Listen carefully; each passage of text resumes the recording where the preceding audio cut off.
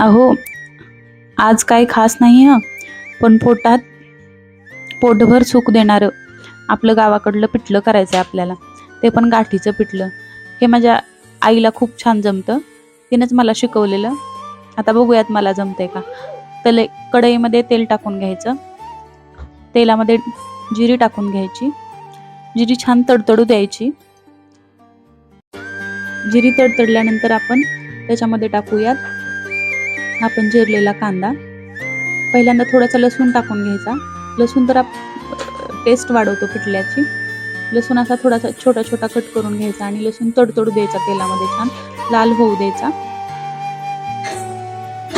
बघा तडतडतोय लसूण. त्याच्यामध्ये जाईल कांदा. छोटे छोटे 2 कांदे घ्यायचे आणि 2 छोटे छोटे कांदे कापून त्याच्यामध्ये टाकायचे लाल होईपर्यंत.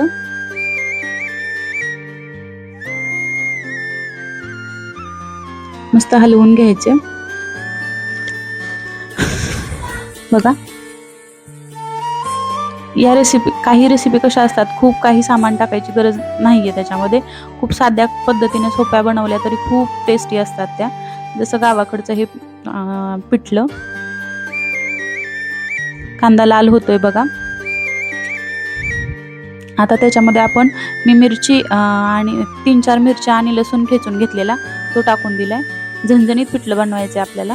त्याच्यामुळं जरा तिखट असलं तर कसं भाकरी बरोबर खायला खूप छान लागतं.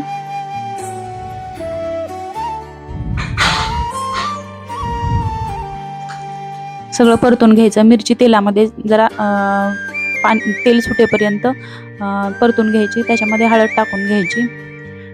2 छोटे चमचे हळद टाकून घ्यायची.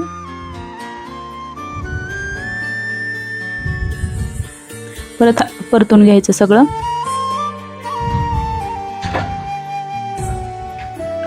बघा, तुम्ही बघताय आपल्याला असं तेल वेगळं दिसायला लागलं की त्याच्यामध्ये आता आपण पाणी टाकणार आहोत. हे पिठलं जरा वेगळ्या पद्धतीचं आहे. तुम्ही नक्की करून बघा, तुम्हाला खूप आवडेल. आता आपण त्याच्यामध्ये बघा, तुम्हाला तेल वेगळं दिसतंय. त्याच्यामध्ये आता पाणी टाकून घ्यायचं. 2 ग्लास पाणी टाकून घ्यायचं.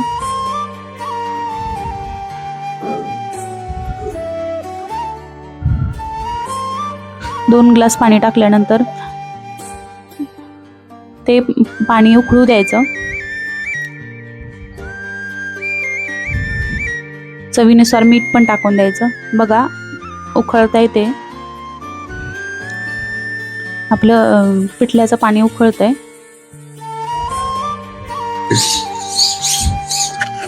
तोपर्यंत बघताय पाण्याला आपण पाणी टाकलं. आता आपण त्याच्यामध्ये बेसन टाकून घेऊयात. एक वाटी. एका हाताने बेसन टाकायचं आणि दुसऱ्या हाताने पळीनं गाठी फोडून घ्यायच्या. या पिठल्याचं नावच आहे गाठीचं पिठलं. त्याच्यामुळं हे पाण्यातच हे केलं जातं. पाण्यातच बेसन टाकून हटलं जातं. दुसऱ्या पद्धतीचं पण एक पिठलं आहे, पण हे माझ्या आईच्या हातची रेसिपी आहे. त्याच्यामुळे मला ही रेसिपी आणि हे या प्रकारचे केलेलं पिठलं खूप जास्त आवडतं. अहो, पिठलं म्हणजे नुसती भाजी नाही हो, ते म्हणजे आईच्या हातची ऊब आहे. दुष्काळात पोट भरलेली आठवण आहे. शेतातून राबून घरी आल्यावर मिळालेली पहिली सुखाचा घास आहे. गावाला जास्त करून काय भाजीला वगैरे नसतं, तेव्हा पिठलंच बनवलं जातं जास्त तर. शहरात 1000 डिश असतील, पण भाकरी, कांदा आणि पिठलं समोर आलं की मन आपोआप गावाकडे पळतं. आणि हे बनवलं घरात की गावची, आईची, सगळ्यांची आठवण खूप येते. बघा, पिठलं हटून घ्यायचं. सगळ्या गाठी फोडून घ्यायच्या मस्त. आपला हात फास्ट चालवून द्यायचा. बघताय, गाठी फुटल्या आहेत. थोड्या असतील, पण ते त्याच्यावर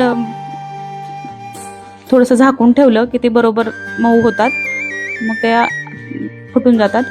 बघा, झाकून ठेवायचं थोड्या वेळ आणि परत काढून द्यायचं. 5 मिनिटं झाकल्यानंतर काढून बघायचं, गाठी फुटल्या आहेत.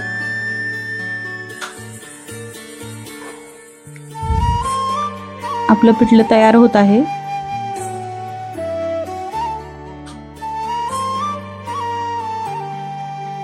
झाकून ठेवून द्यायचं थोड्या वेळ.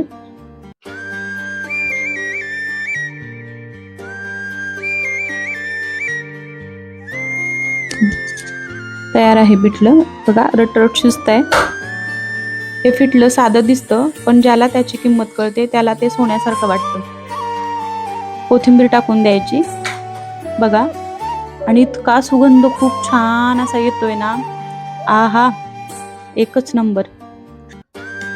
आता मी ते गरम गरम भाकरी आणि कडक भाकरी सोबत खाणार आहे, बघताय तुम्ही. आणि कांदा, ओ हो ओ हो. बाय.